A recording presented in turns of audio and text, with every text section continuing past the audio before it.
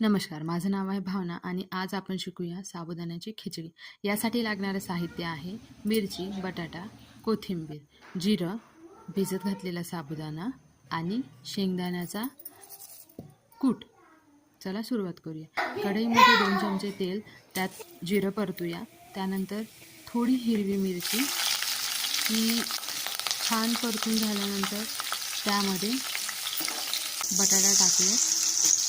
बटाटा लालसर परतून होईपर्यंत आपण भिजत घातलेल्या साबुदाण्यामध्ये शेंगदाण्याचा जाडसर कूट हे एकजीव करून घेऊया. बटाटा छानरित्या परतला गेला आहे. आता आपण त्याच्यामध्ये साबुदाणा टाकून घेऊया. त्याला छान एकजीव करून घेऊ आणि त्यामध्ये थोडं मीठ घालू. मीठ घातल्यानंतर परत एकदा त्याला एकजीव करून घेऊ आणि 3 ते 4 मिनिटांसाठी वाफ काढून घेऊ. वाफ काढून घेतल्यानंतर त्याला एकदा छान मिक्स करून घेऊ.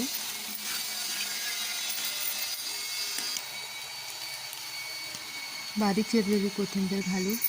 एकदा छान मिक्स करून घेऊ आणि परत 5 ते 6 मिनिटांसाठी एक वाफ काढून घेऊ. वाफ काढून घेतल्यानंतर साबुदाणा खायला तयार झालेला आहे. चला तर मग प्लेटिंग करून घेऊ.